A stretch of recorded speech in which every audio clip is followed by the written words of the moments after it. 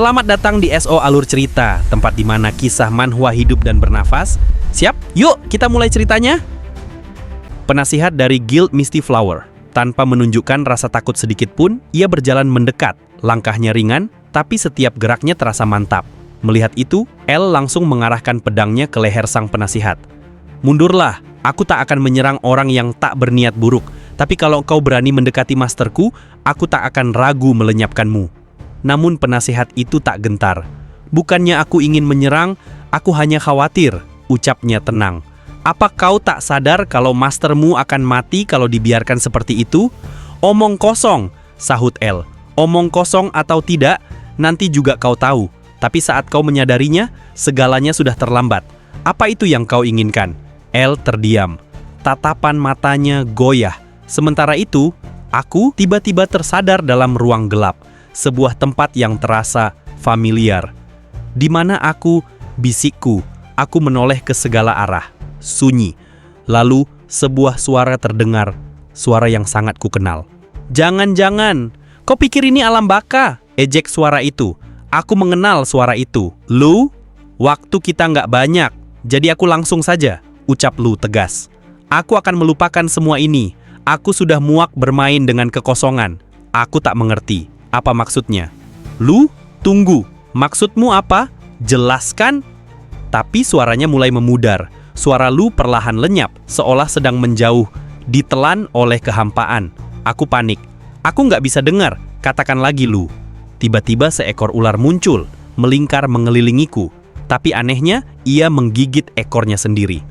Tanpamu, aku kosong, bisik ular itu. Dan dari dalam benakku, aku sadar. Ular itu adalah Lu. Begitu kesadaranku kembali, aku terbangun dengan napas terengah-engah. Di hadapanku, sang penasihat berdiri dengan tatapan tajam, menatapku, seolah menunggu jawabanku. Apakah kau sudah sadar? Tanya seseorang. Aku membuka mataku perlahan, pandangan buram mulai fokus. Aku masih setengah limbung, tapi aku berusaha bangkit, meskipun tubuhku seperti tak punya tenaga. Saat aku duduk, instingku langsung menuntunku memeriksa perutku. Tidak ada luka. Bekas tusukan pedang Lu hilang. Bahkan luka-luka di sekujur tubuhku, semuanya telah pulih. Aku menatap tanganku yang bersih, lalu menoleh ke arah wanita yang berdiri di sampingku, penasihat dari Misty Flower. Apa? Kau yang menyembuhkanku? Tanyaku dengan suara parau. Ia tersenyum tipis. Bukan aku yang perlu kau beri terima kasih. Tangannya mengarah ke belakangku. Aku menoleh, dan di sanalah dia berdiri, Michael. Wajahnya pucat, tubuhnya lelah, dan auranya jauh lebih lemah dari sebelumnya. Mananya seperti telah terkuras habis. Perasaanku jadi tidak enak. Sesuatu telah terjadi padanya, sesuatu yang besar, dan aku tidak menyadarinya. Aku mengatupkan rahangku. Apa yang sebenarnya terjadi? Namun, sebelum aku bisa bertanya lebih jauh, penasihat itu perlahan melangkah pergi. Saat melewati sisi tubuhku, ia menatapku sejenak dan berkata, "Masalahmu belum selesai. Kalau kau selamat dari tempat ini, temui aku. Aku hanya diam." Namun suara itu, nada itu, membawa kesan berbeda, seolah-olah ia tahu sesuatu yang penting tentang diriku. Dan sebelum benar-benar menjauh, aku bisa merasakan sebuah gumaman dari hatinya. Bukan lewat suara, tapi seperti bisikan yang merasuk ke dalam pikiranku. Jadi, dia benar-benar anak dari Kronos. Aku terdiam, jantungku berdetak lebih cepat. Kronos? Apa maksudnya? Setelah aku sadar, Michael langsung mengajakku bicara empat mata. Dengan nada serius, dia mengatakan kalau sebagian dari cawan suci miliknya telah diberikan kepadaku. Aku langsung bingung. Cawan suci? Maksudmu kayak gelas gitu? Pecahannya masuk ke dalam tubuhku? Tanyaku spontan. Lu yang mendengarku hanya mengangguk pelan dan berkata bahwa ia pernah mendengar tentang hal itu. Mungkin semacam kekuatan khusus. Brunhard menimpali, benar, itu bukan benda biasa. Saat itu juga, Michael hanya mengulurkan tangannya dan seberkas energi tiba-tiba masuk ke dalam tubuhku. Aku bisa merasakannya. Kekuatan yang berbeda. Aku sempat merasa tidak enak karena dia sampai harus menggunakan harta suci miliknya demi menyembuhkanku. Tapi Michael hanya tersenyum dan bilang agar aku tak perlu khawatir. Katanya, itu hanya pecahan kecil dan akan pulih kembali dalam waktu dekat. Namun, aku bisa merasakan ada sesuatu yang mengganggu pikirannya Michael. Cerita pun mundur sejenak. Saat itu, El tengah mengacungkan pedangnya ke leher sang penasihat dari Guild Misty Flower. Tapi penasihat itu tetap tenang. Ia memperingatkan El agar tak sembarangan menghabiskan mana lagi. Jika El terus menggunakan kekuatannya seperti sebelumnya, maka mustahil baginya bisa menyelamatkanku. Setidaknya, untuk kali ini saja, percayalah padaku, ucap sang penasihat. El terdiam. Ia tahu wanita tua itu tak punya niat jahat. Akhirnya, dengan berat hati, El melunak dan bertanya apa yang harus ia lakukan.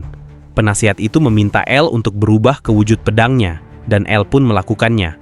Tapi setelah itu, penasihat malah berkata bahwa ia akan menusukkan pedang El ke tubuhku lagi.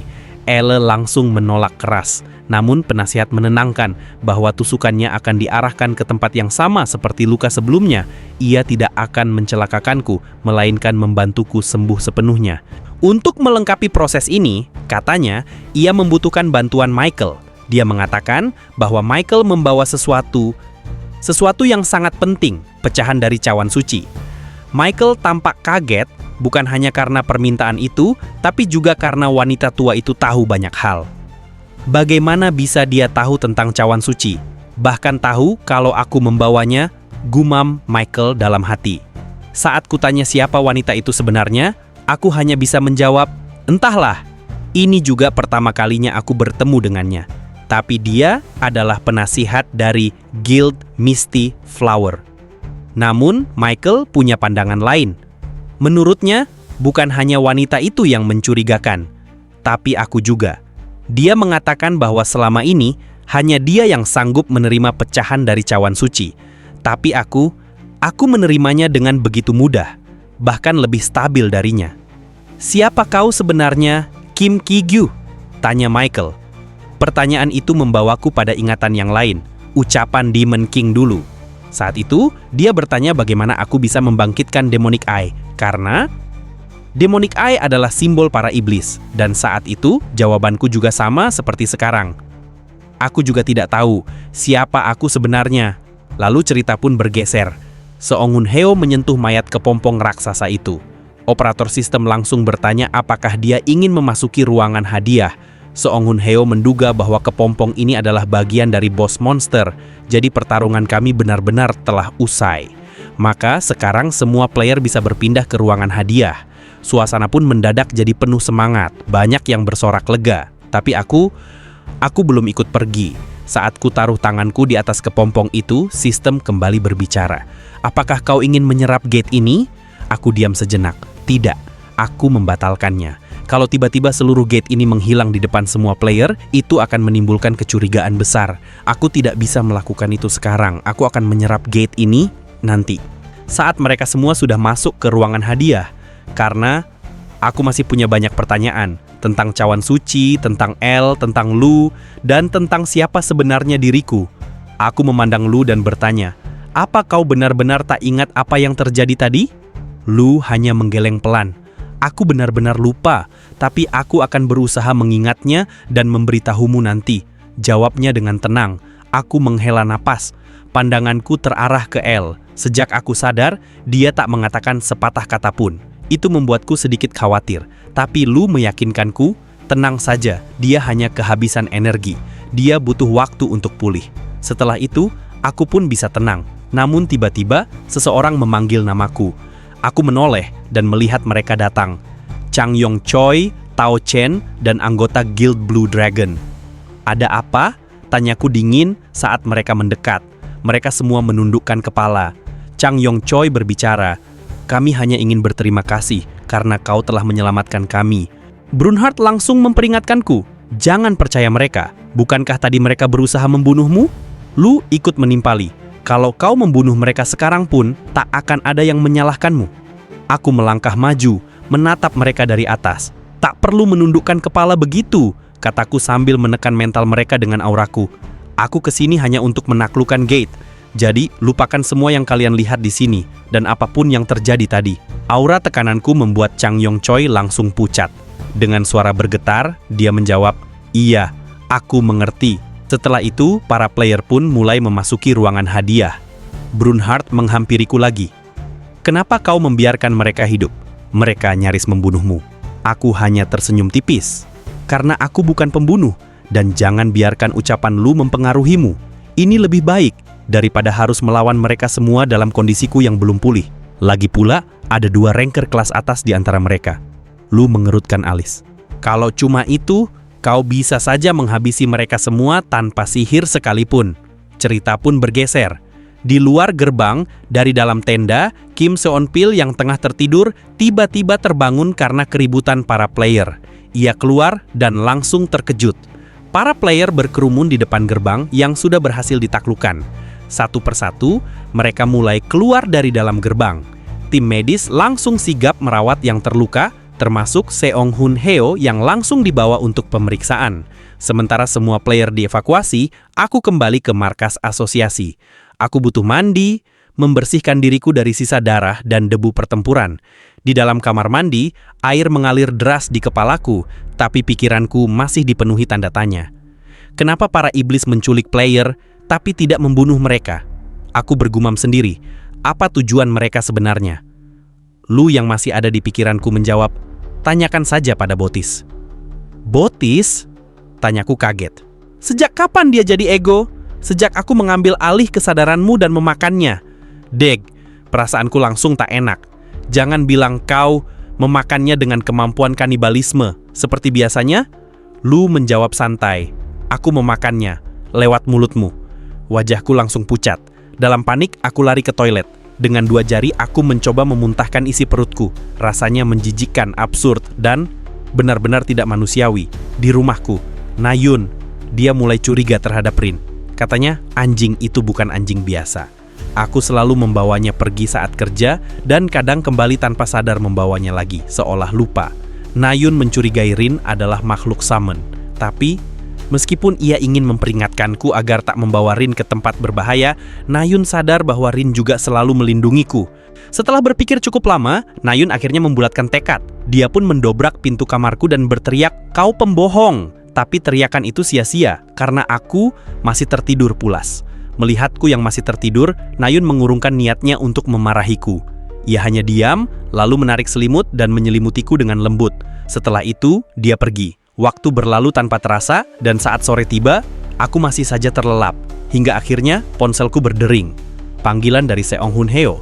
Aku pun sontak terbangun dan langsung mengangkatnya. Seong Hun Heo memberitahu bahwa malam ini kami akan makan malam bersama Shin Yubin. Aku mengangguk setuju, lalu bilang akan mencuci muka dulu sebelum berangkat. Begitu panggilan berakhir, aku mengecek jam. Sekarang pukul 6 sore. Padahal aku pulang ke rumah sekitar pukul 10 pagi. Aku bertanya pada para egoku, jadi aku tidur selama 8 jam? Namun Lu menjawab santai, bukan 8 jam, lebih tepatnya 30 jam. Apa? Aku melotot. Jadi, aku sudah tidur lebih dari sehari penuh? Kesal, aku memarahi mereka karena tak satu pun membangunkanku. Tapi para egoku justru menjawab kalau aku memang butuh istirahat. Bahkan Lu menambahkan kalau adikku tadi sempat panik, mengira aku sudah mati, dan terus bolak-balik memeriksa kondisiku. Mendengarnya, aku semakin kesal. Seharusnya mereka membangunkanku lebih cepat. Sore itu, aku sudah duduk bersama Sung Hon dan Yobin di restoran.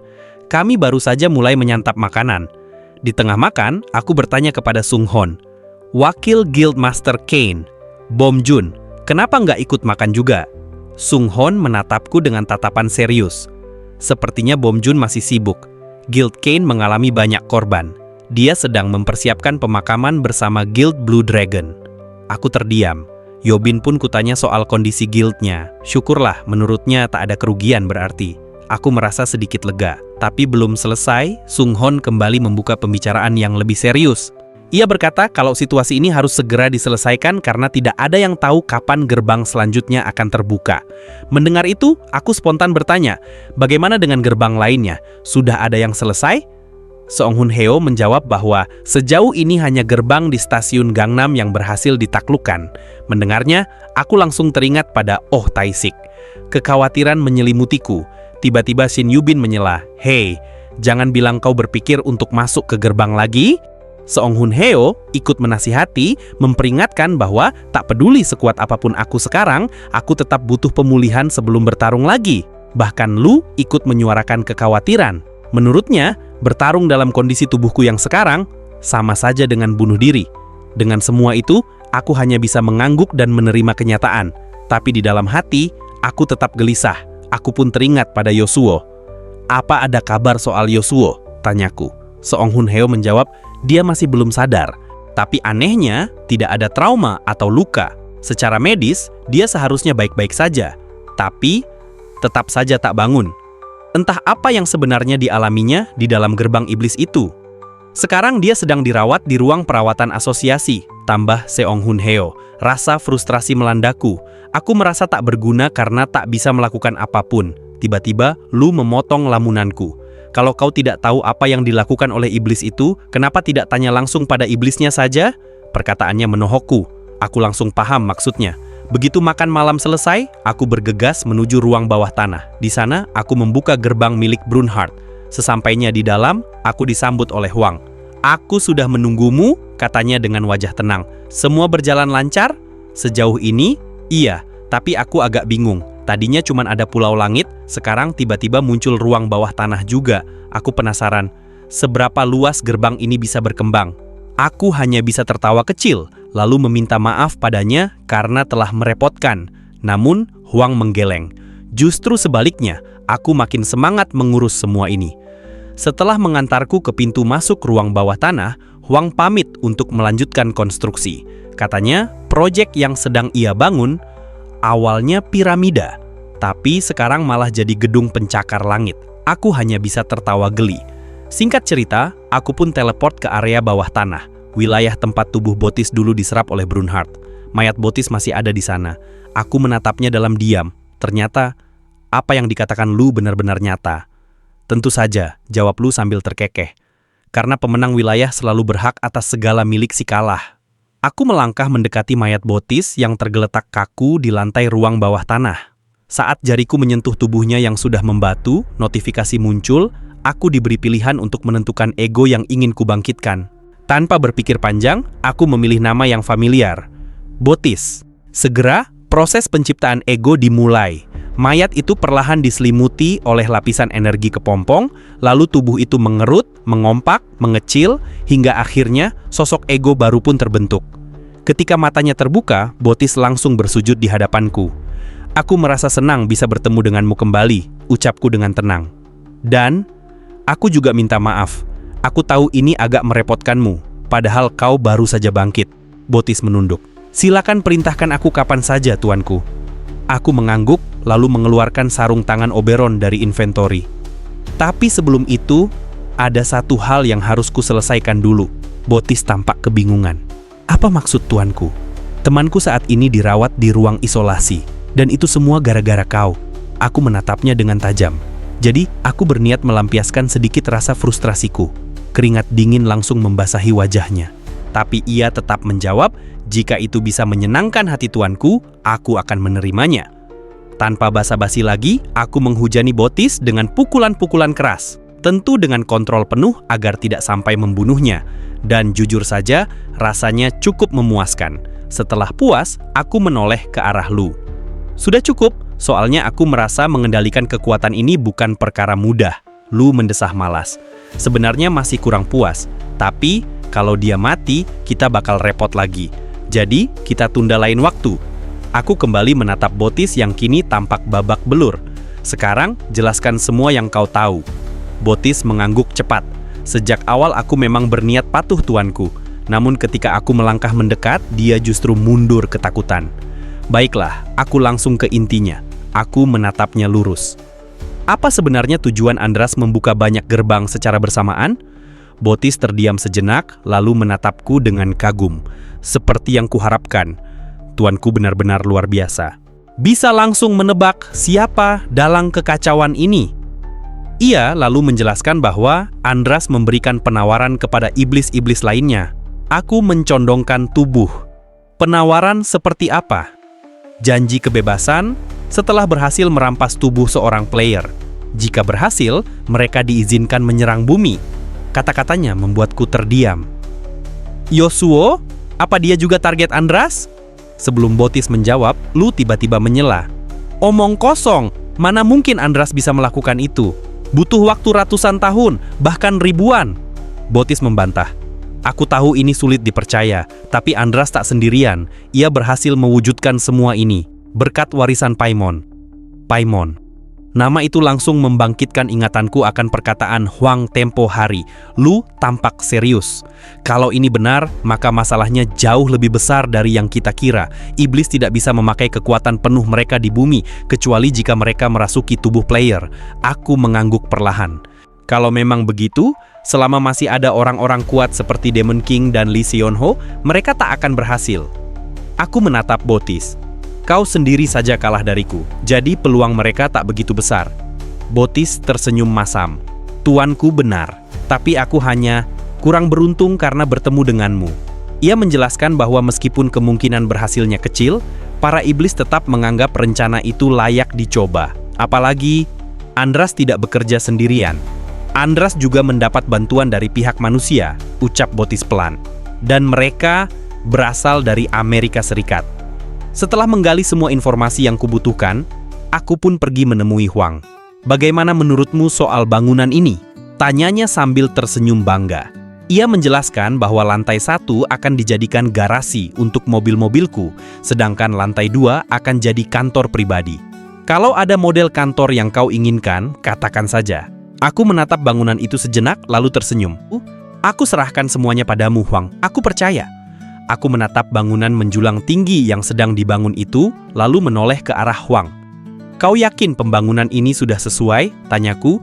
Soalnya aku pernah bekerja di proyek konstruksi beberapa kali, tapi gaya pembangunanmu kelihatannya agak beda dari biasanya. Huang hanya terkekeh. Tenang saja tuanku, selama masih ada aku dan Minsu Huang sebagai pewaris Paimon dan ditambah kekuatan sihir serta tenaga kerja tanpa batas, kita bisa membangun apapun. Kalau terus kita lanjutkan, aku yakin menara ini bisa terhubung langsung ke Pulau Langit. Ia menatap bangunan itu dengan bangga. Aku bahkan berencana menamai menara ini dengan namamu. Aku langsung menggeleng. Jangan, cari nama lain. Aku tak butuh monumen dengan namaku di atasnya. Setelah percakapan kami sedikit mencair, Huang akhirnya menyadari bahwa aku datang bukan hanya untuk melihat progres bangunan. Sebenarnya, ada hal lain yang ingin kau bicarakan, bukan? Aku mengangguk dan mulai menjelaskan. Aku memberitahunya apa yang aku dan Lu dapatkan dari Botis, tentang rencana Andras dan para iblis, tentang bagaimana mereka bukan hanya ingin menyerang bumi, tapi juga bersembunyi di dunia manusia dengan merasuki tubuh player. Masalahnya bukan hanya penyerangan, jelasku, tapi mereka berencana berasimilasi, berbaur, menjadi manusia, dan yang membuatnya makin berbahaya, tim yang ditugaskan untuk menyelesaikan gerbang-gerbang itu adalah para top player dari negara masing-masing. Jika salah satu dari mereka ternyata berhasil diambil alih, konsekuensinya akan sangat fatal. Aku pun bertanya pada Huang, apa aku harus mencari para iblis itu secara diam-diam? Tapi menurut Lu, kami belum siap bertindak. Kami masih kekurangan informasi tentang rencana besar Andras. Karena itulah, kami membutuhkan bantuan. Sudah waktunya kita membangunkan anakmu, kataku pada Huang. Chail Huang. Huang terdiam beberapa saat sebelum menjawab, kau tahu, aku tak bisa menolak perintahmu, tapi kalau kau ingin membangunkannya, lakukanlah sendiri. Aku tak akan melarang. Aku menatapnya dalam-dalam.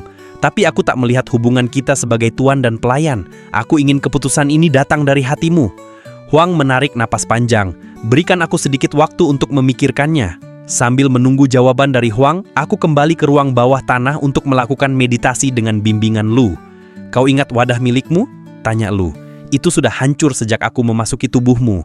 Penasehat dari Guild Misty Flower, Lim Hye-suk, hanya bisa mengikat tubuh dan jiwamu dengan kekuatan kehidupan, dan itu pun hanya sementara.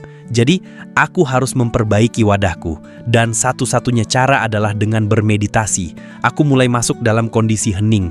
Aku pernah melakukan ini sebelumnya, batinku. Kali ini pasti tak akan ada masalah.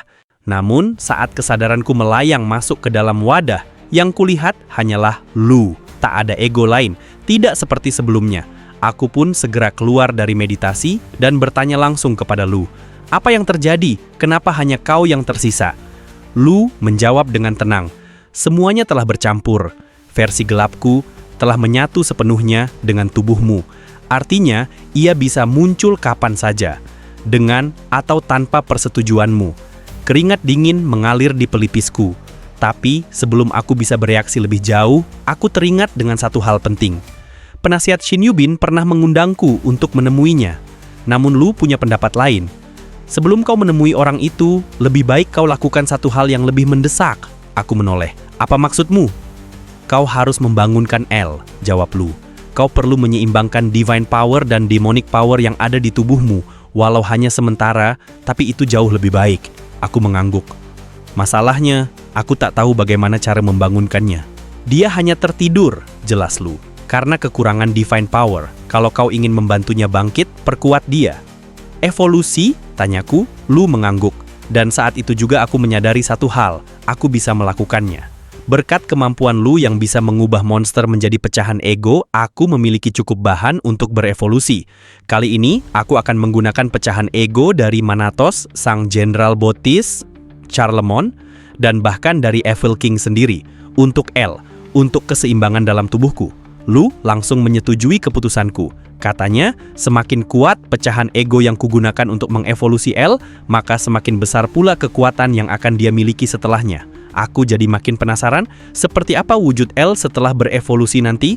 Namun ada satu bahan penting yang belum kumiliki, Holy Sword. Pedang suciku sebelumnya sudah hancur, aku tak bisa menggunakannya lagi. Bagaimana kalau kau pergi menemui Huang? Saran Lu. Tanpa pikir panjang, aku segera masuk ke dalam gate Brunhard dan mencari Huang.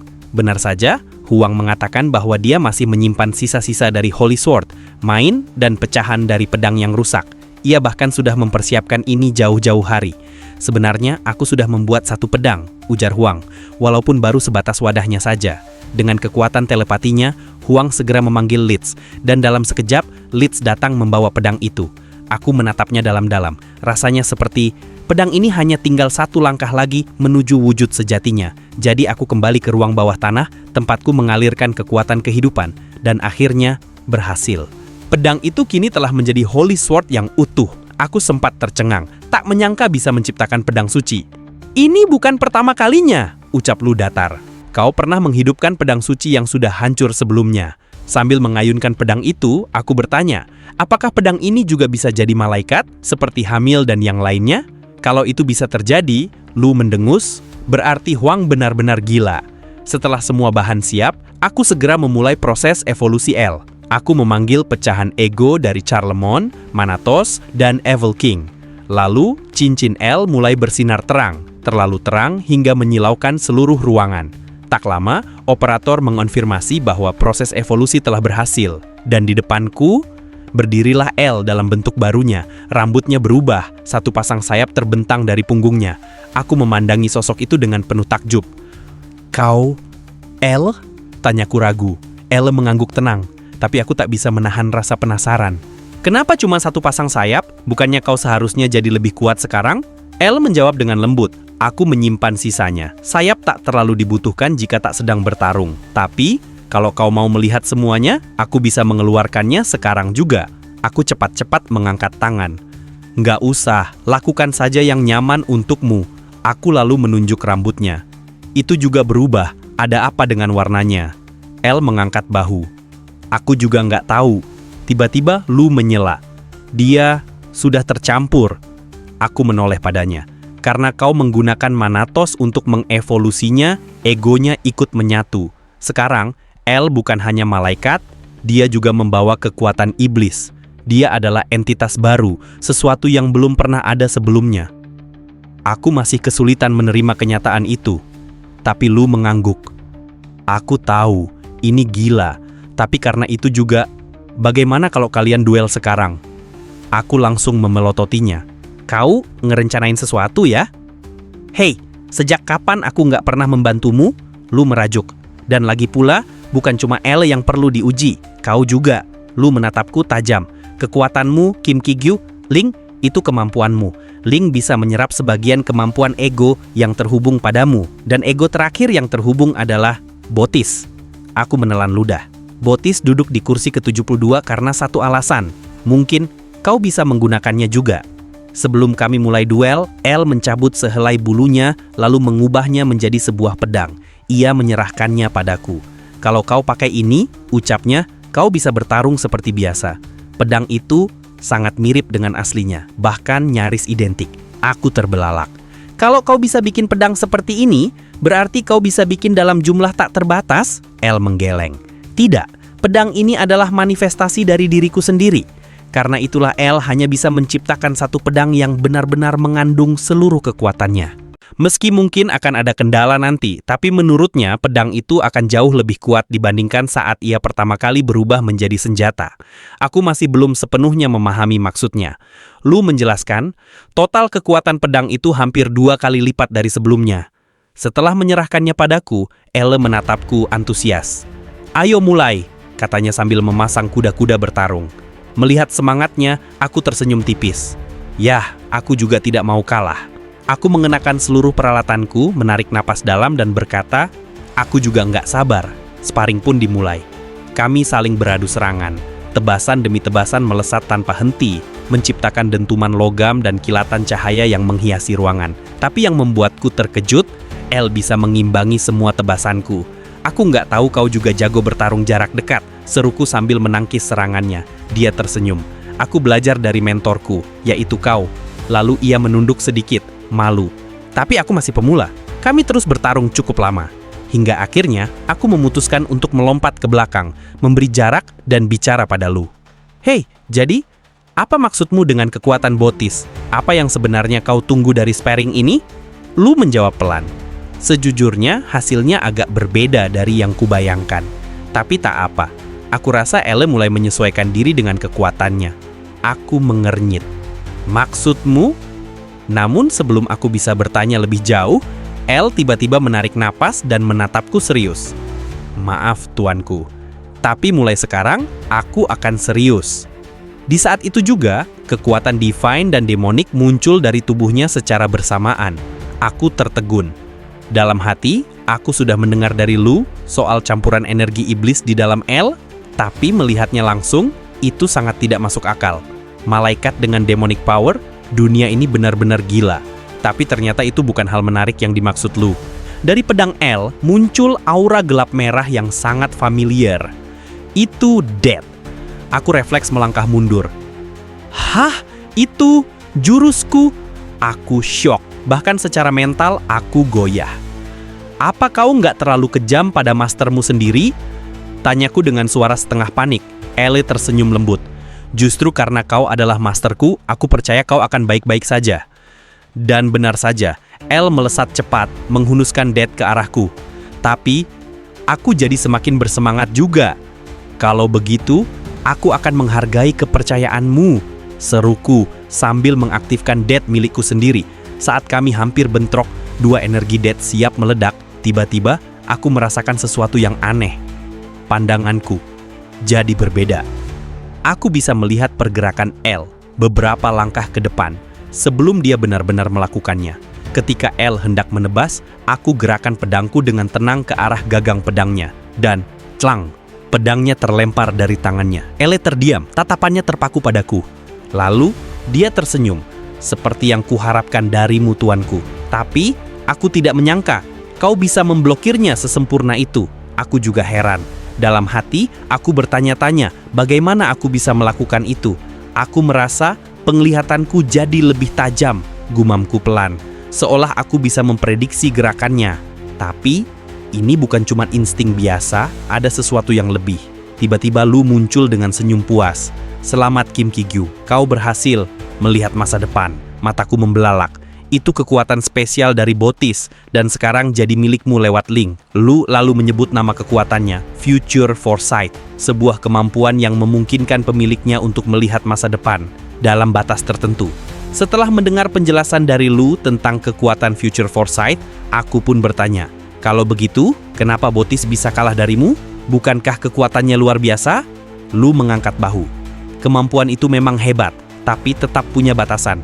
Ia tidak bisa melihat seluruh masa depan dengan jelas." Dia menambahkan, lagi pula, kemampuan itu tak berguna melawan kekuatan yang jauh lebih kuat darinya. Karena itu, dia sendiri pun tidak yakin bisa melawanku.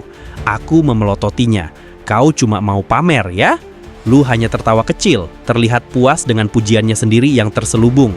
Setelah sparring usai, aku memanggil Elle kembali ke dalam cincin. Meski masih ada banyak hal yang ingin ku coba, tubuhku sudah terasa berat. Ini waktu yang tepat untuk tidur. Kalau aku terus begini, siang malamku bisa terbalik total. Lu mengangguk setuju. "Kau belum sepenuhnya pulih. Tidur adalah pilihan bijak." Namun, saat aku melihat ke pergelangan tanganku, Aku terdiam.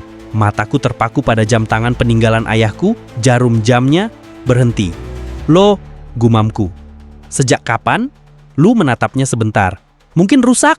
El ikut berpendapat dari dalam cincin. "Mungkin kurang pelumas?" Aku menggeleng, menatap jam itu lekat-lekat. Tidak mungkin. Jam ini warisan dari ayah. Aku sudah memilikinya sejak muda. Sejak awal, jam ini tak pernah berhenti berdetak. Tidak sekalipun. Mendengar nada serius di suaraku, Lu mendekat dan memeriksa jam tersebut. Lalu ia mengernyit. Aneh," ucapnya. "Aku tak merasakan adanya energi khusus dari benda ini. Tapi kalau memang tidak pernah rusak selama ini..." Dia berhenti sejenak, seperti menimbang sesuatu. "Mungkinkah jam ini bukan sekadar jam biasa?" Meski El dan Lu tak bisa merasakan apa-apa dari jam itu, perasaanku tetap gelisah. Ada firasat yang tak bisa kujelaskan. Seakan sesuatu yang besar sedang mendekat. Naluriku sebagai player menjerit, seperti insting keenam yang memberi peringatan bahaya. Keesokan paginya, aku menerima telepon dari Seong Hun Heo. Ia memberitahuku bahwa Oh Tae-sik telah kembali dan kini berada di gedung asosiasi. Katanya, ia yakin aku pasti ingin bertemu dengannya, jadi ia akan segera menjemputku. Aku langsung bersiap dan pergi menemuinya. Saat aku membuka pintu ruangannya, pandanganku langsung tertuju pada penutup mata di sisi kiri wajah Oh Tae-sik. Aku refleks bertanya, "Apa yang terjadi dengan matamu?"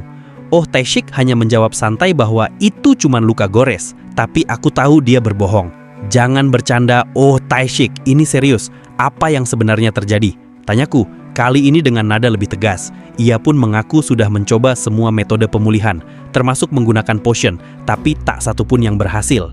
Ada energi asing yang menghalangi proses penyembuhan. Bahkan Choi Myung-gil, top healer dan pemimpin Guild Sen, turun tangan, namun tetap tidak bisa menyembuhkannya. Aku kaget bukan main. Kalau bahkan Choi Myung-gil tak sanggup, berarti ini bukan luka biasa. Lalu Oh Tae-sik menceritakan misi gerbang yang ia jalani bersama Guild Phoenix, salah satu dari 10 guild terbesar di Korea. Mereka mengalami kekalahan besar. Dia menyebutkan nama seorang player, Jang Hyojin, yang dulu pernah bertemu denganku. Katanya, Hyojin bertarung sampai hampir mati dikelilingi musuh. Tim mereka terpaksa terbagi. Sebagian mengamankan Hyojin keluar dari gate, sementara sisanya melanjutkan misi penyerangan. Oh Tae-sik menjelaskan bahwa gate tersebut berada di teritori Chimeris. Mendengar nama itu, aku langsung bertanya kepada Lu. Lu menjawab, "Ya, Chimeris adalah demon spesialis pertempuran seperti Botis. Meski peringkatnya hanya di posisi 66 dari 72, tetap saja dia bukan lawan yang bisa diremehkan." Oh Tae-sik pun melanjutkan ceritanya. Medan tempurnya benar-benar kacau. Setelah berhasil mengalahkan bos, ia sadar bahwa hanya dirinya yang tersisa dari seluruh tim. Lu menimpali, meskipun Chimeris tak sehebat Botis dalam mode berserk, dia tetap salah satu dari Tata. Fakta bahwa Oh Tae-sik bisa selamat adalah pencapaian luar biasa. Aku menatap mata tertutup Oh Tae-sik, dan dalam hati aku tahu, kehilangan satu mata adalah pukulan besar bagi seorang player.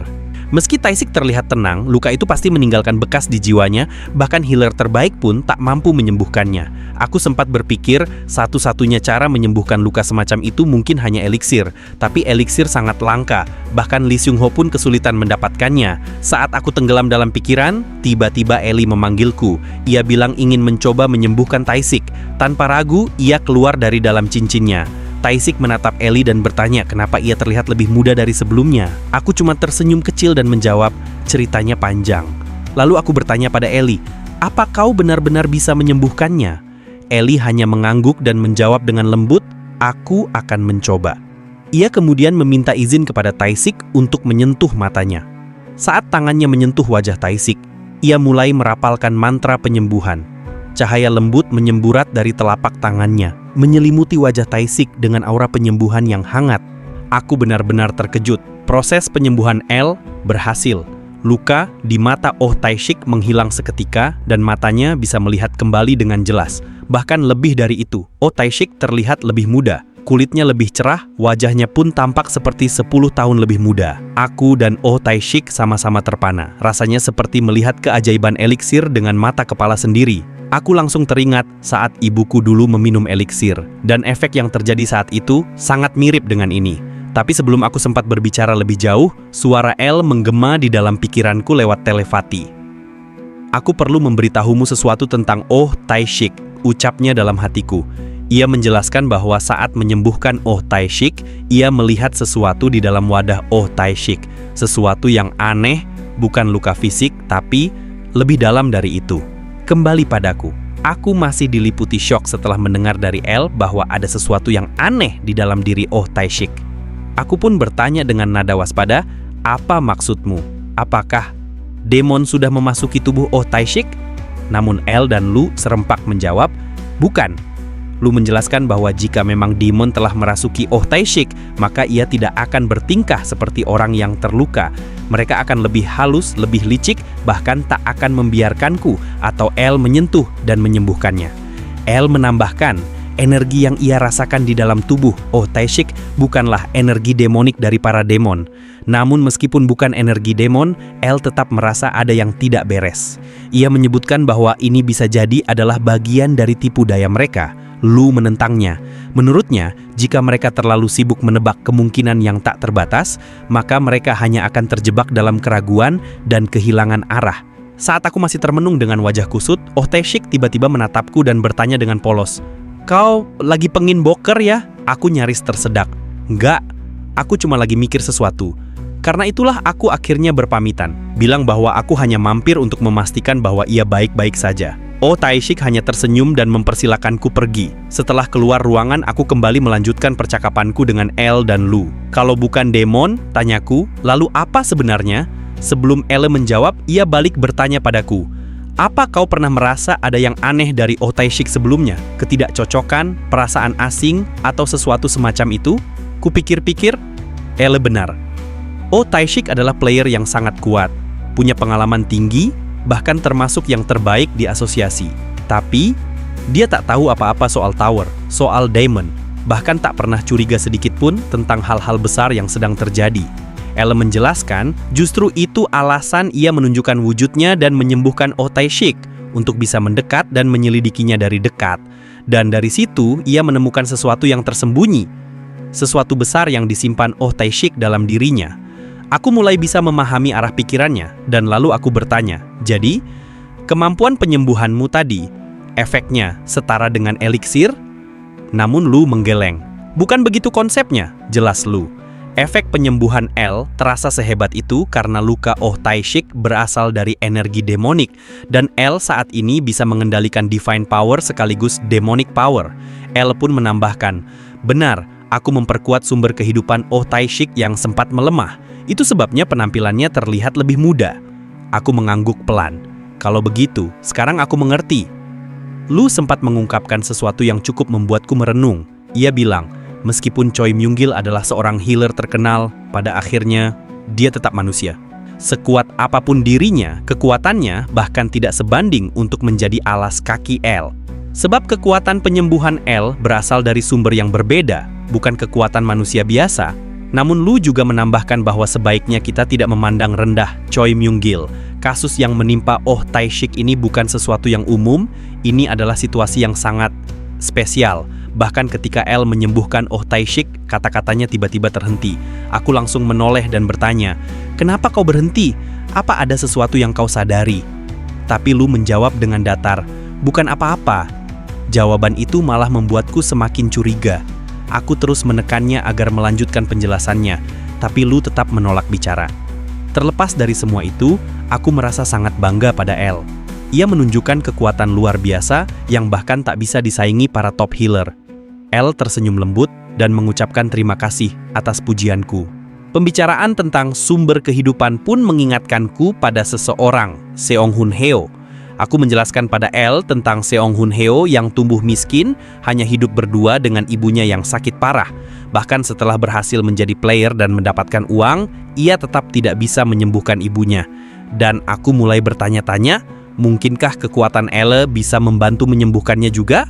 Cerita pun berganti. Di tempat lain, Seong Hun Heo sedang diinterogasi oleh ketua asosiasi. Dengan tenang, ia melaporkan bahwa aku telah menunjukkan performa luar biasa di dalam gate. Katanya, kalau bukan karena aku, mungkin banyak korban yang tak terselamatkan. Tapi ketua asosiasi belum puas. Ia menuntut lebih. Apa terjadi sesuatu yang tidak biasa selama di dalam gate? Seong Hun Heo hanya menjawab pendek, "Tidak." Ketua asosiasi langsung terlihat kecewa, dan perlahan suaranya berubah tajam. Ia mengingatkan Seong Hun Heo tentang tugasnya yang utama, mengawasiku. Itulah alasan ia dijadikan sekretarisku.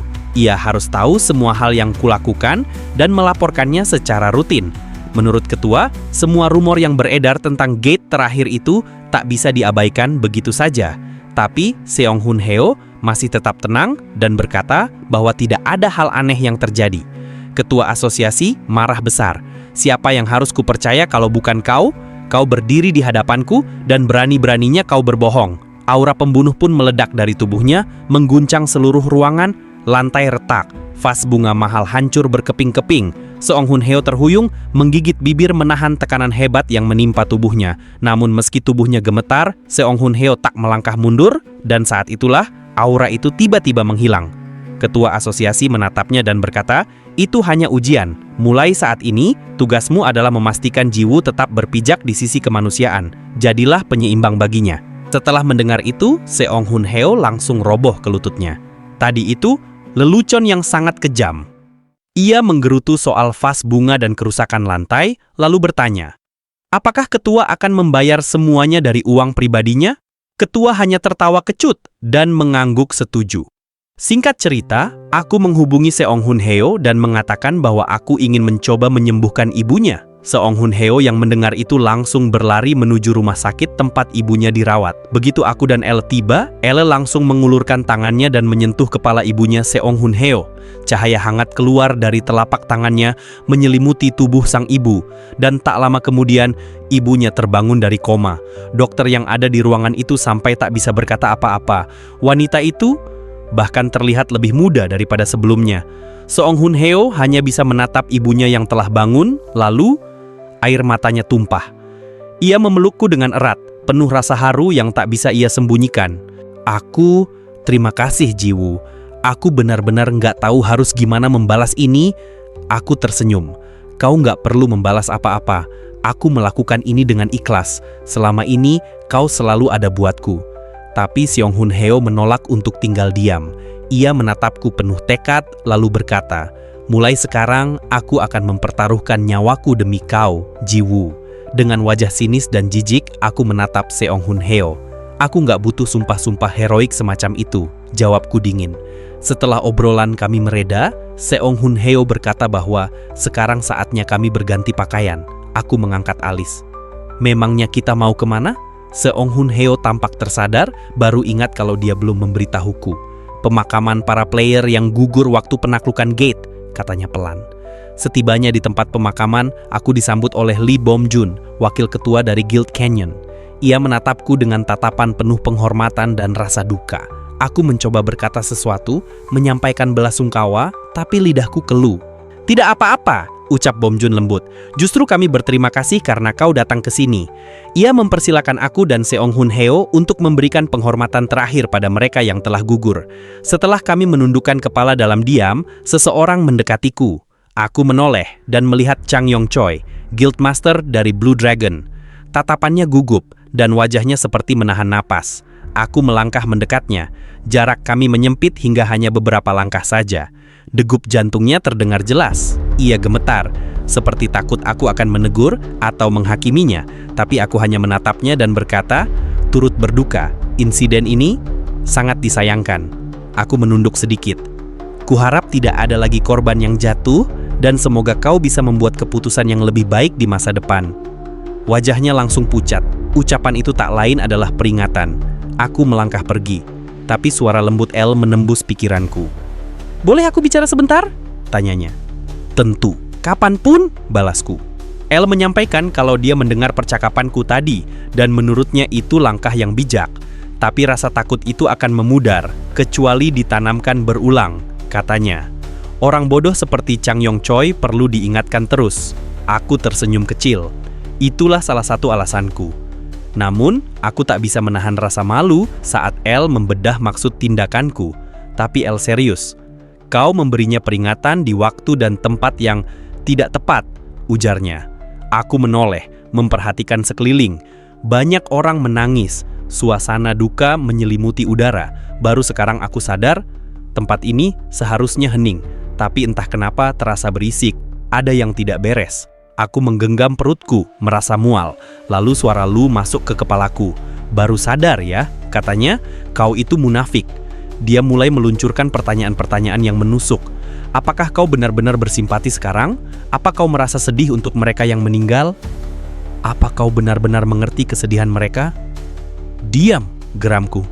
Namun, Lu terus mengoceh, memaksaku berhenti berpura-pura. Kemarahanku memuncak.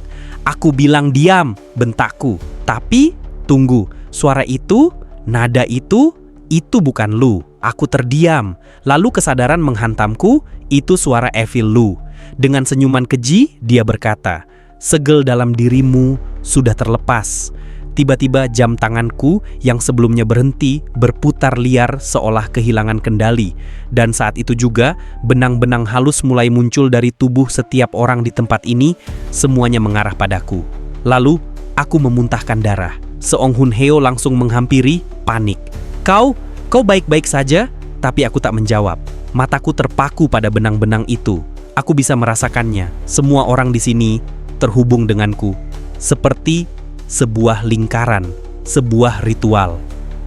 Tak lama setelah kejadian di pemakaman, seorang wanita datang menghampiriku. Itu Yeobin. Dia memandangi wajahku dengan ekspresi cemas. "Apa kau sakit?" tanyanya. Aku menggeleng pelan. "Tidak, hanya sedikit kelelahan," jawabku sambil memaksakan senyum. Lalu aku menatapnya lebih serius. "Bagaimana dengan penasihatmu? Dia baik-baik saja?" Yeobin mengangguk. "Iya, dia baik, tapi dia menitipkan pesan untukmu." "Pesan apa?" tanyaku. "Dia ingin kau segera menemuinya. Katanya, segel dalam tubuhmu berada dalam kondisi berbahaya." Mendengar itu, jantungku terasa mencelos. Tak butuh waktu lama, aku segera menuju kantor Guild Misty Flower. Dan begitu sampai di sana, aku terpaku. Seorang wanita muda yang sangat cantik berdiri di sana. Wajahnya tampak asing, tapi juga memancarkan aura yang tidak biasa. Aku menoleh ke Yeobin. "Jangan bilang padaku ini penasihat Misty Flower?" Yeobin tersenyum. "Benar, ini penasihat Lim Hye-suk." Aku nyaris tidak percaya. Lim Hye-suk, yang dikenal sebagai sosok tua bijaksana, sekarang terlihat seperti gadis 20-an. Penasihat Lim Hye-suk menatapku tajam. "Kenapa kau lama sekali? Sudah kubilang datang secepatnya." Aku tidak langsung menjawab, masih menatap wajah mudanya dengan bingung. "Apa kau tidak percaya? Ini cuma riasan," katanya santai. "Omong kosong," sahutku cepat. "Siapapun bisa lihat itu bukan riasan." Dia terkekeh pelan. "Baiklah, itu hanya candaan. Sebenarnya ini skillku." Yeobin lalu pamit untuk menyeduhkan teh. Tapi Lim Hye-suk berkata, "Sediakan teh yang sudah diseduh lama, minimal 1 jam." Yeobin mengerti. Ia pun meninggalkan ruangan. Begitu kami hanya berdua, Lim Hye-suk menatapku dengan tatapan tajam. "Aku akan mulai sekarang." "Mulai apa?" tanyaku curiga. "Memeriksa keadaanmu." Tiba-tiba dia menyentuh kepalaku. Aura lembut namun kuat merambat ke dalam kesadaranku. Dalam sekejap, dia menyelami wadah jiwaku. Gelap sekali, gumamnya lirih dari dalam. Tempat ini, aku mengenalnya. Dia mencoba masuk lebih dalam dan lebih dalam, tapi tetap saja tak menemukan ujungnya. Lalu, sebuah jeritan keras menggema. Penasihat Lim Hye-suk menarik tangannya dengan cepat, wajahnya pucat dan matanya membelalak. "Siapa sebenarnya dirimu?" tanyanya, suaranya gemetar. Aku hanya bisa menatapnya bingung. "Apa maksudmu?" Ia menelan ludah. "Segel dalam tubuhmu sudah pecah. Sekarang, yang tersisa hanya retakan." Tanpa menjelaskan lebih lanjut, dia langsung menarik tanganku dan menyeretku keluar. "Tunggu, setidaknya jelaskan dulu apa yang terjadi," teriakku, berusaha menghentikannya. "Kita tidak punya waktu. Kita harus segera melakukan sesuatu sebelum semuanya terlambat," jawabnya cepat. Waktu berlalu. Sore hari tiba. Aku perlahan membuka mataku. Rasa letih menjalar di seluruh tubuhku. Aku berada di ruangan yang sama dan Lim Hye-suk duduk di sampingku. Namun kali ini wajahnya kembali tua. Aku terkejut. "Kau, wajahmu." Ia hanya tersenyum lelah. "Aku sudah melakukan yang terbaik, tapi bentuk mudaku hanya sementara. Tubuhku kelelahan." Aku ingin bertanya banyak hal. "Tapi yang paling penting, apa itu segel dan kaos yang kau sebutkan tadi?" tanyaku. Lim Hye-suk menghela napas. "Maaf, aku tidak bisa memberitahumu sekarang. Aku dibatasi oleh aturan tower." Aku mengernyit. "Aturan?" Dia mengangguk. Ini soal penalti. Saat aku melihat ke dalam tubuhmu, aku baru sadar kau belum mencapai lantai 50. Lalu dia menatapku dalam-dalam. Dan itu yang membuatmu luar biasa. Kau belum menyelesaikan tower, tapi kekuatanmu sudah melampaui batas manusia biasa. Setelah mengetahui bahwa aku tidak bisa mendapatkan penjelasan lebih dalam tentang diriku sendiri karena belum menyelesaikan lantai 50 di tower, rasa kecewa itu sulit untuk kusembunyikan. Namun penasihat Lim Hye-suk hanya menatapku tenang. Tak perlu kecewa seperti itu. Akan ada waktunya nanti, katanya lembut. Lalu tiba-tiba ia bertanya sesuatu yang membuat tubuhku menegang. Boleh kutanyakan tentang ayahmu? Pertanyaan itu membuat wajahku langsung pucat. Tenggorokanku terasa kering. Terus terang, aku hampir tak punya ingatan tentang ayahku, jawabku perlahan. Satu-satunya yang bisa kuingat, saat kecil ia pernah menggendongku. Tangan ayahku besar dan pelukannya hangat. Tapi saat ia menatapku, aku menunduk. Matanya seperti ingin membunuhku. Penasihat Lim Hye-suk mengangguk pelan. Codename-nya adalah Kronos. Ia adalah player pertama, orang yang menciptakan sistem player itu sendiri. Namanya Kim Se-jin. Mendengar nama itu, detak jantungku seperti berhenti sejenak. Tepat ketika dia hendak melanjutkan, aku memotongnya. Maaf, tapi apakah kau punya hubungan pribadi dengannya? Ia terdiam beberapa saat, lalu menatapku seolah tahu isi hatiku. Kau takut padanya ya? Aku tak bisa membantah. Ya, aku takut. Tatapannya itu masih membekas hingga sekarang. Namun penasihat Lim Hye-suk hanya tersenyum samar. Jangan khawatir, bahkan aku pun belum bisa menceritakan semuanya padamu. Batasnya adalah lantai 50. Jika kau telah melewati ujian itu, temuilah aku lagi. Saat itu, aku akan menceritakan semuanya. Saat ia hendak pergi, ia menoleh lagi. Sampaikan salamku pada ibumu. Waktu itu di rumah sakit, aku tak sempat menyapanya. Dia terlihat kurang sehat. Aku mengernyit. Kapan kau ada di rumah sakit? Tapi kemudian aku tersadar. Nenek-nenek yang sempat menyapaku waktu itu kau? Dalam perjalanan menuju gedung asosiasi, aku masih terdiam memikirkan sosok nenek itu. Bodoh juga aku, gumamku. Memang akan lebih aneh kalau kau mengenalinya, sahut Lu. Waktu itu, kau belum bisa membedakan energi orang. Lagi pula, aku pun masih sangat lemah. Tiba-tiba Elle bertanya, bagaimana perasaanmu sekarang? Aku menggeleng pelan. Aku tak yakin, tapi sedikit lebih stabil dari sebelumnya. Lu melanjutkan dengan nada hati-hati. Aku merasakan segel baru, menutupi segel lama yang rusak. Aku tidak tahu bagaimana itu terjadi, tapi ada satu hal yang lebih penting dari metode penyegelan itu. Aku mengangkat alis. Apa maksudmu? Makhluk yang disegel di dalam tubuhmu, itu masalah sesungguhnya, jawabnya. Aku menelan ludah. Kalau harus menebak, itu pasti Evil Lu, bukan? Lu mengangguk. Aku juga berpikir begitu. Tapi, reaksi penasihat Lim Hye-suk membuatku yakin segel itu sudah ada bahkan sebelum kita bertemu. Elle menimpali. Aku yang memicunya hancur. Tapi sepertinya itu memang sudah tertanam sejak awal. Aku terdiam. Waktu itu, aku bisa merasakan energimu, Lu. Tapi juga energimu, Elle, di saat yang sama. Namun yang paling mengganggu pikiranku adalah satu kata dari Lim Hye-suk. Kaos. Tak lama, aku tiba di gedung asosiasi dan langsung menuju ruangan tempat Yoo Seok-woo dirawat. Aku langsung bertanya, bagaimana kondisinya? Tidak ada perubahan? Seong Hun Heo menggeleng. Tidak memburuk, tapi juga tidak ada tanda perbaikan. Bahkan tim medis tak tahu penyebab pastinya. Dalam hati, aku tahu jawabannya. Lu berbisik, kita harus memeriksa tubuhnya terlebih dahulu. Aku menoleh. Kau yakin bisa menyembuhkannya? Lu ragu sejenak. Aku tidak yakin. Tapi satu-satunya orang yang mungkin bisa, hanya kau. Aku mengepalkan tangan. Kalau begitu, aku akan melakukannya. Tapi aku belum bisa memulainya sekarang. Ada satu hal yang harus kita pastikan dulu. Aku menoleh pada Seong Hun Heo. Kau sudah mematikan semua kamera pengintai di ruangan ini. Seong Hun Heo menjawab, tenang saja, semua kamera sudah aku matikan. Presiden sendiri yang membantuku. Tapi, kita nggak boleh terlalu lama di sini. Kalau ketahuan, bisa jadi masalah besar. Begitu mendengar bahwa situasinya aman, aku langsung mengaktifkan sarung tangan Oberon. Seketika itu juga, aku mencengkeram sesuatu di udara. Sesuatu yang tak terlihat, tapi jelas aku bisa merasakannya. Dengan kekuatan penuh, aku membantingnya ke lantai. Seong Hun Heo terkejut. Apa yang sedang kau lakukan? Aku tak menjawab. Masih mencengkeram leher pria itu, aku menatap tajam ke wajahnya yang mulai tampak. Sudah lama kita tidak bertemu, Go Hyung Cheol, ucapku datar. Apa tujuanmu datang ke sini? Ya, orang ini adalah player paparazzi Go Hyung Cheol. Dulu, aku tak bisa mendeteksi kehadirannya karena masih terlalu lemah. Tapi sekarang, semuanya terasa begitu jelas. Aku bahkan bisa merasakan demonic eye yang tersembunyi di balik matanya.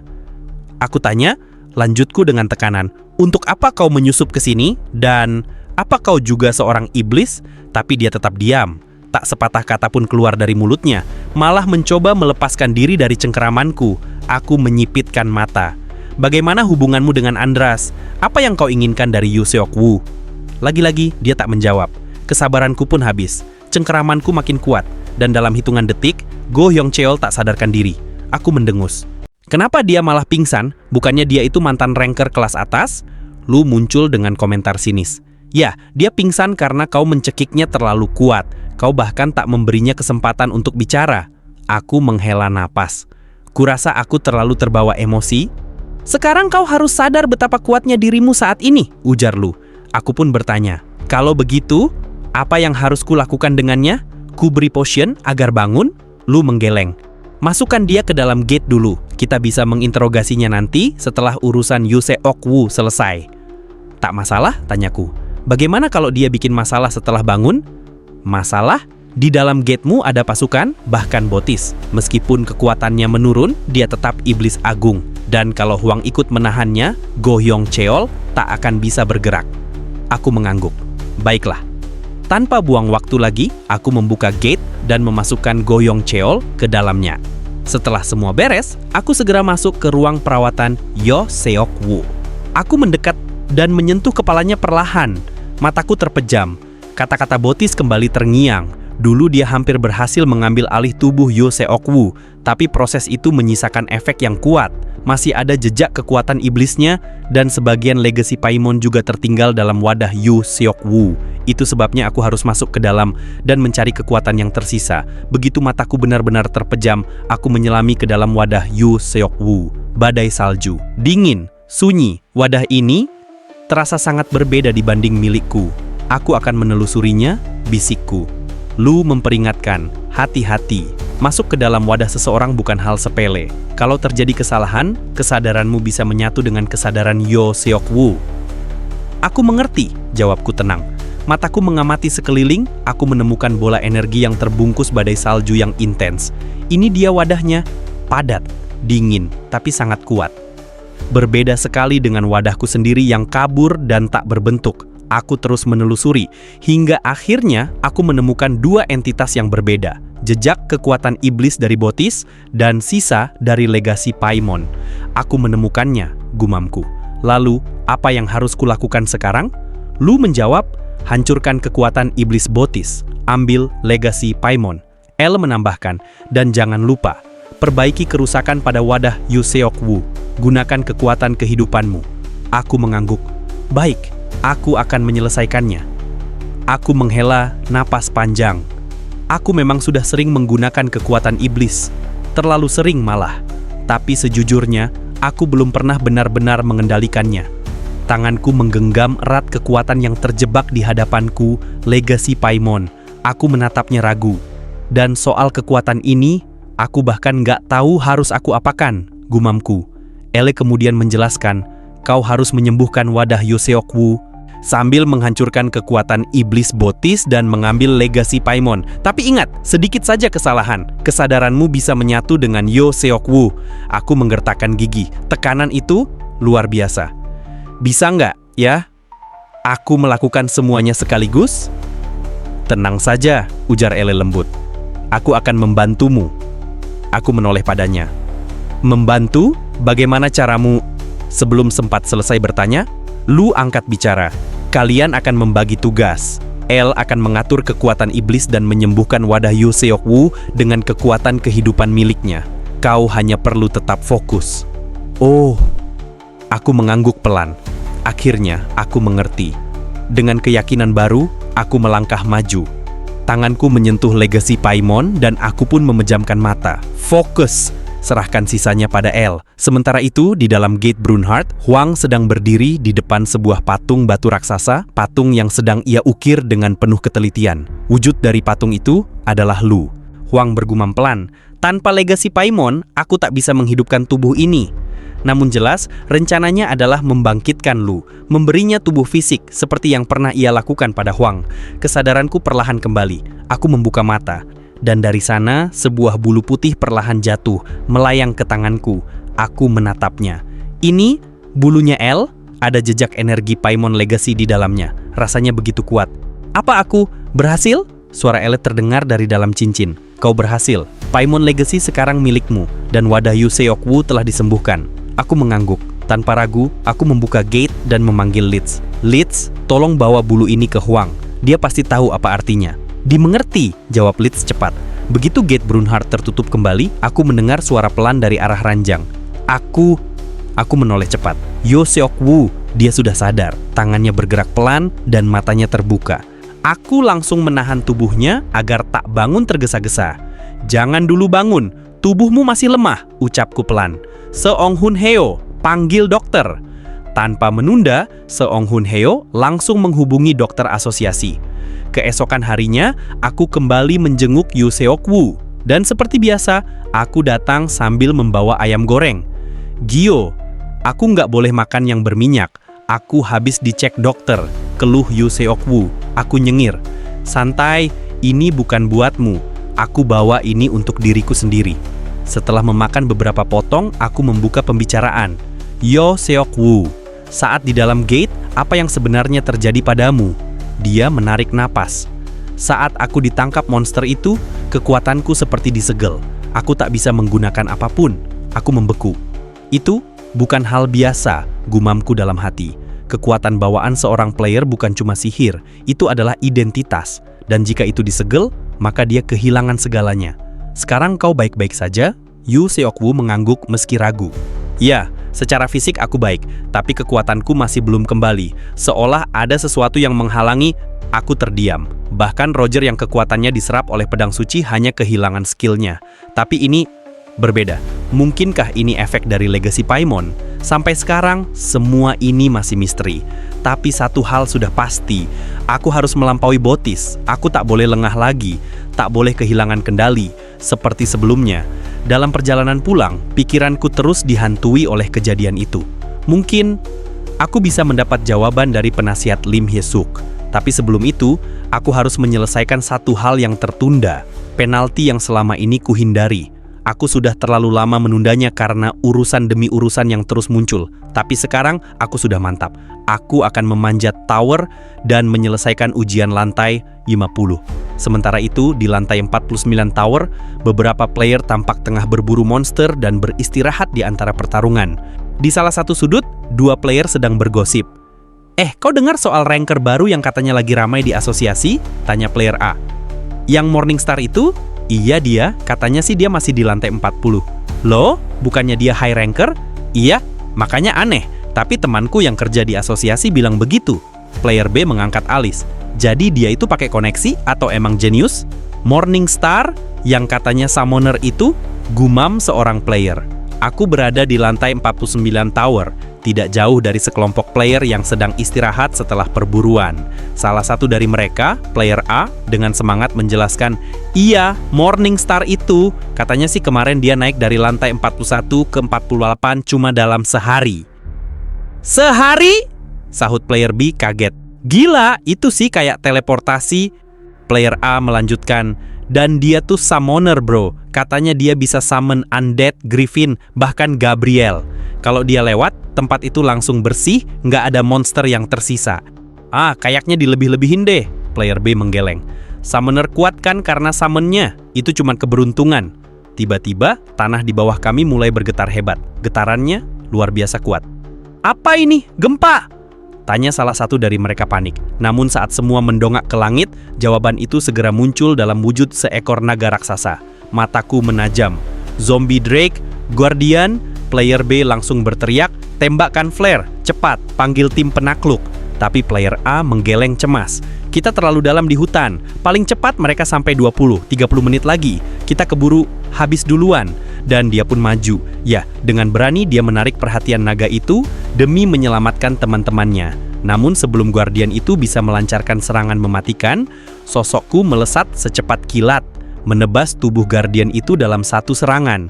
Semua orang membeku. Mereka menatapku dengan wajah yang bahkan lupa bagaimana caranya berkedip. Tapi tubuh Guardian itu mulai pulih. Luka yang kuberikan sembuh seketika. Regenerasi, gumamku. Jadi rumor itu benar. Biasanya, kalung Rain yang kugunakan mampu menghambat pemulihan dan memperparah luka. Bahkan Rhodes yang punya regenerasi gila nggak bisa melawan efek kalung Rain. Tapi Guardian ini berbeda. Ini seperti yang kulawan dulu di lantai 4, bisikku. Lalu ingatanku terpantik. Laporan dari Seong Hun Heo bahwa belakangan ini para Guardian mulai menunjukkan perubahan. Karakteristik mereka mulai aneh, dan sekarang buktinya berdiri di hadapanku. Ini bukan kebetulan, pikirku. Para iblis sedang merencanakan sesuatu. Guardian itu mengaum, kali ini lebih ganas dari sebelumnya. Bunuh saja dengan Death sekarang, saran Lu. Namun aku menggeleng, senyum mulai mengembang di wajahku. Ada sesuatu yang ingin ku coba. Aku mengaktifkan kekuatan Death dari Lu, lalu memanggil Life dari L. Dua kutub bertabrakan di tanganku. Lalu, ku kombinasikan keduanya. Chaos! Teriakanku menggema. Aku menghantamkan skill itu langsung ke tubuh Guardian. Suara ledakan, cahaya, dan kehampaan. Tanah di bawah kaki kami runtuh, menciptakan jurang yang begitu dalam seolah neraka baru saja terbuka. Para player yang menyaksikan terdiam. Mata mereka membelalak, rahang menggantung. Apa? Barusan itu, gumam mereka. Tak lama setelah itu, aku kembali ke Gate Brunhard, bertemu dengan Huang. Dia sedang menatap sebuah patung. Wujudnya, Lu. Ini luar biasa, gumamku. Aku cuma memberimu deskripsi, tapi hasilmu persis seperti aslinya. Huang tersenyum tipis. Itu karena efek Ling, aku hanya mengikuti perasaanku dan terciptalah ini. Ia lalu melanjutkan, tapi jangan salah. Meskipun kita sudah punya Paimon Legacy, menyempurnakan tubuh ini tidak semudah itu. Aku mengernyit. Kenapa? Karena kita masih butuh tumpuan utama untuk menampung ego Lu.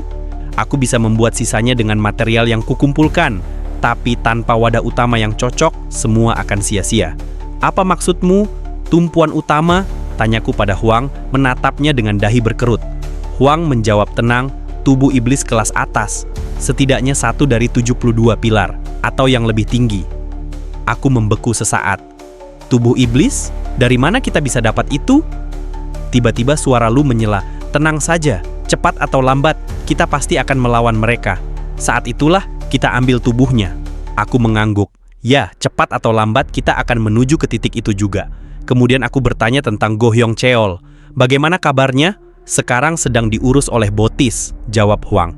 Dia masih keras kepala, belum mau buka mulut. Tapi percayalah, cepat atau lambat dia akan bicara, dengan atau tanpa izin.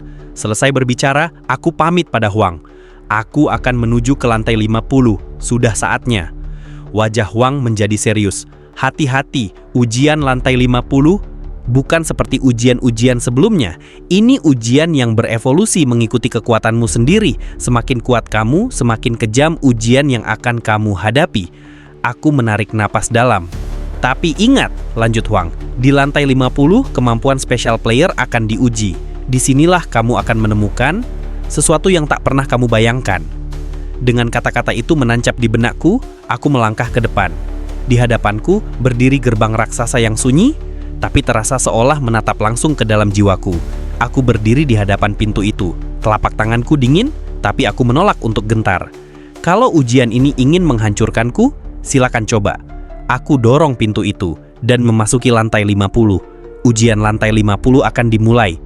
Di markas Guild Iron, Andras duduk sambil menatap layar berita yang menyiarkan kabar tentang ujian lantai 50 tower. Bibirnya perlahan melengkung, lalu tawa dingin pun pecah dari mulutnya. Melihat itu, Iron Shield menoleh dengan heran. Apa yang membuatmu begitu senang, Andras? Dengan tatapan tenang namun penuh kesombongan, Andras menjawab, Kim Ki-gyu. Dialah variabel terbesar dalam seluruh rencanaku. Jika dia benar-benar berhasil menaklukkan lantai 50, maka keseimbangan yang kita rencanakan bisa hancur. Karena itu, kita harus segera memulai rencana ini sebelum dia menyelesaikan ujiannya. Seseorang dari meja rapat menyela dengan raut penasaran. Kim Ki-gyu, apa kau bicara tentang orang Korea itu? Andras tersenyum tipis, matanya berkilat penuh kelicikan. Benar juga. Kau berasal dari negara yang sama dengannya, bukan? Han Song-seo. Kan dua sosok yang ikut dalam pertemuan itu, Han Song-seo dan Karim. Dengan sorot mata tajam, Han Song-seo menatap lurus pada Andras lalu menjawab singkat, iya. Namun di balik jawabannya yang singkat, pikirannya melayang ke masa lalu. Ia mengingat kembali saat dirinya dan aku pernah bersama-sama menaklukkan gate di Gangnam. Sebuah kenangan yang kini membangkitkan rasa penasaran bercampur amarah. Sambil bergumam lirih, ia tersenyum tipis. Sepertinya ini akan menjadi reuni yang menarik. Yo, dan disinilah season 2 berakhir. Tunggu kelanjutannya untuk season 3-nya ya. Itu dia ceritanya untuk hari ini. Kalau kamu suka, jangan lupa like, komen, dan subscribe. Dukungan kalian bikin aku semangat untuk membawakan cerita seru berikutnya.